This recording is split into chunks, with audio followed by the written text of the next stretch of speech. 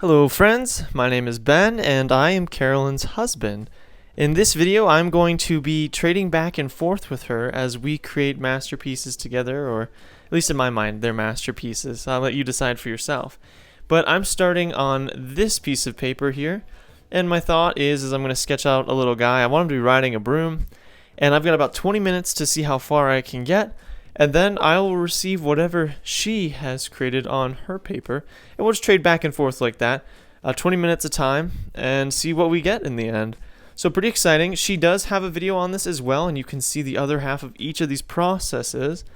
If you want to see the end of my piece here, this is considered my piece because I'm starting with it, then you'll want to for sure stick around in this video. If you want to see the end of her piece, the very final thing, then you'll want to check out the other video as well. Alright, so here's my guy coming along, and I'll talk to you about some of the things I'm doing. For the arm, I don't know if you guys saw the swirly thing I did. That just helps me kind of get proportions. I learned that on Pinterest, and I've just kind of used it for whenever's convenient. If it's something that works for you, I say you go for it, and if it's something that doesn't work for you, definitely ignore it. But here I am doing it again, just trying to get proportions right. It just helps me visualize what the arm should look like. Typically they say that your forearm and your bicep or your upper arm are the same length, but with perspective that gets a little fuzzy sometimes, so this is a nice bonus help. Now we're moving on to these hands, and fingers are fun. I do like drawing hands, but it's still a process for me, and there's going to be a couple of times where I pivot on this one. Now some wizards wear cloaks and some wear other things, but my guy is going to wear a sweater, and that's all I've got time for. So it's a duck. And it's a duck wearing a hat. Let's see here. What do we do with that? For me, I know when I started with Carolyn's drawing, I was intimidated. She's a real artist, and at least that's how I perceive it. I do art, but man, when I look at her stuff, I'm like, that is art. So I didn't know what to do, and I didn't want to not use a pencil. I like sketching, and sketching can be undone. And I think that hindered us a little bit. I think in the end it plays out well, but I will admit I touched a whole bunch of ground in this paper, but the goal ultimately was to see what you could do in 20 minutes in terms of subjects, and I kind of took over the whole paper here for a minute. So we do some pivots throughout, but some of this stuff is going to stay. One of my favorite things that ended up staying is this lotus flower here, and Carolyn actually did some really cool things with it. And I ended up incorporating the things she did, some of it, into my painting or my picture as well. So I've got some trees going on here, just trying to get a scene. I imagine this duck is one who's on a quest. It's a birthday quest, obviously, you can tell by the hat. And he's traveled far and wide, and he's still got quite some ways to go. But it's really fun to see how this story that I just kind of threw out there develops as we work together on this thing. She adds pieces, and I'm like, oh, well, if that's there, then you know what else should be there. And it just kind of spirals maybe a little bit out of control, but I would actually watch the show to the synopsis we just created or are creating. Now I'm back to my guy, and I'm going to work on the face. It's really small, if you can tell by the size of my thumb there. So at first I just do little like bullet eyes, and I'm going to decide I'm unsatisfied with that and give him like anime eyes, and it's going to be an interesting process. But for now, let's finish that sweater, and I'm again unhappy with the hand placement, so I change it up a little bit, and I think this ends up going way better. I like this hand way more than I like his other hand, his left hand. It's on our right side, but if you can track with that. And then we're just going to fluff up his sweater. If I was a wizard, I would still be a wizard in a sweater. That's just how I feel. Sweaters are the bomb. Now we're going to try and fix those eyes like I was discussing, and these eyes, they go through a series of phases. There's tricks with it when I sketched it, which I'm working through and you guys just saw, and there's tricks with it when I color it in and have to mess with that. But I feel like you should have a hat, because it's getting a little too Harry Potter. I like Harry Potter, but it's getting a little too Harry Potter. So we need some Lord of the Rings vibes in there, so we give him a nice little wizard hat. And now we're going to start coloring. I'm not very well acquainted with these markers, so that was a process. I tried to add blue to the hand, and I think that was probably a mistake. Just trying to add light. But here's the frog. Look, she's got a wizard in her picture as well. Isn't that cool? And he is full Lord of the Rings. Look at that hat. He's beautiful. So I'm like, okay, if this duck is consulting the wizard that lives in the lotus flower, on his journey. What if this wizard had I don't know, someone to represent him? He's a revered wizard, and so there's this ladybug that lives near and around him who demands that he's treated respectfully, and he even wants you to talk to him before he talks to the frog. The frog seems pretty chill. He doesn't seem like he's all about the pomp and circumstance, yeah. But yeah, so we started making the ladybug. Now I'm back to my guy, and again, it's a coloring process. I'm not as fast as Carolyn, so she can really move. Like, she can do high quality work quickly. I can do okay work slowly. Yeah, so you saw the eyes. There's black as night right now. I tried to do just green and black, so I was thinking like iris and pupil, because he's a cartoon, and that just really didn't vibe well. He looks like he's got the symbiote living inside him. So we added white. That was Carolyn's recommendation. She gave me a little pen for it to the outer part of the eye, and I think that really helped save the picture because I was feeling kind of down about it at that moment. Now I'm going through, and I really love the pink she put through the lotus flower with the frog, and I said, I'm going to do that here, and his broom is going to cast some of that.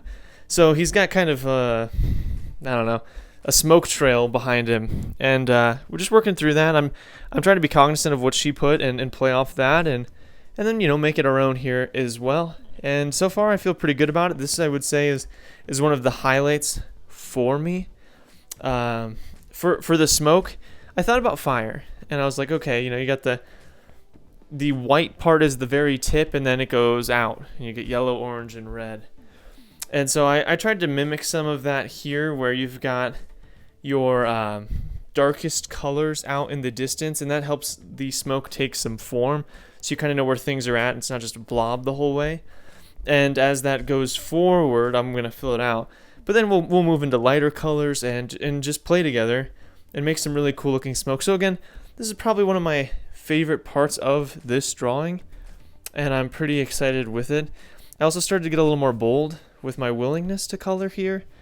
I think it helped that I was on the one that I felt like was my own, and I wasn't going to screw anything up, because again, it's on me if I do, and it's mine. And I know Carolyn actually says she's pretty attached to both of them, but I had the luxury of not thinking about that while I was working on mine, and that's what that looks like. So I want to keep some of the white there. I'm adding a little yellow to the sparkles, but just so you can see it. Here I'm going through, we're trying to get these things done. I know it doesn't seem like it's been a lot of time, but man, this was a couple days of a project here. We were thinking, oh, you know, we trade it back and forth maybe 4 times. No, we we had to trade it back and forth several times. Maybe that's my fault. Maybe because I'm slower. Let me know, are you guys fast artists, slow artists, somewhere in between? How long does it take for you to get something done? And yeah, how big do you work? For these, I think they were, if I remember correctly, they were like 1 foot by 1 foot. And so here I am. I felt like the story needed one last piece. Like, we needed to know where this duck was going. And so there's a mountain in the back that I've put here. Actually, it's a series of mountains. And it's going to have one other fun thing with it by the time it's done. And I have to say, I like both pieces. I think I like this one more. It's a personal preference thing, I admit that. I think they're both really fun. They both have some fun surprises that if you were zoomed in like we just were, you'd be able to see pretty well. But yeah, that's the surprise there. That's the dragon. So this duck is on a birthday quest. He's consulted with a wizard and his ladybug secretary, and he's on his way to go kill a dragon. And that's pretty exciting, or at least have some dealing with the dragon. Maybe he's not going to kill him, I don't know. Story hasn't been written. But here we are, and I'm also trying to cover some ground here, just get some of the colors out. Carolyn rocked the sky. I don't know if you guys can tell, but it is super different. And I had originally wanted to put Carolyn in the picture, or at least a girl for Carolyn, and the guy could be for me. But I just didn't ever happen. And so I said, I've got the chance, and I made a little one. So there's a little wizard Kara doing her thing. We're going to try and color around her, and it's going to be semi-successful. I would say successful enough for our purposes.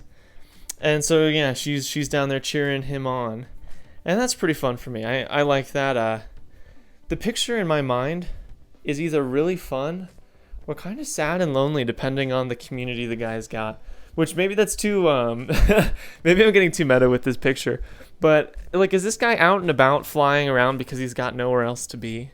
Or is he out flying around having fun? And maybe he's even on a dangerous quest, who knows? But he's got, like, a team of people rooting for him, or he's at least got a partner I think that makes a big difference. So my hope for him is that he's got a little lady, and apparently he does. That's the decision I made there.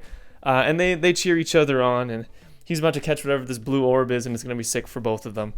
So that's kind of my thought there. And then I wanted to make these, I don't know if they're hills or mountains. I guess it depends on where you're from. If you're from the flatlands, those are mountains. But you make these mountains a little blue because they're in the background. And yeah, just keep adding in the color here. We're going to work on those tracks soon and get some color in the train as well, which is necessary. And then this piece will be ready to get a cinematic go-through, which is always super exciting. While I finish it out, I just wanted to take a second and appreciate how much detail is in the building next to this guy. I mean, Carolyn had to hustle to get all of that done. She got the building, the blue orb, and she got all that floating within just a couple minutes. And I'm just impressed that, like, she knows where to put detail to make it really fill. And I think that pays out greatly here. You can also tell she put white gel lines around things.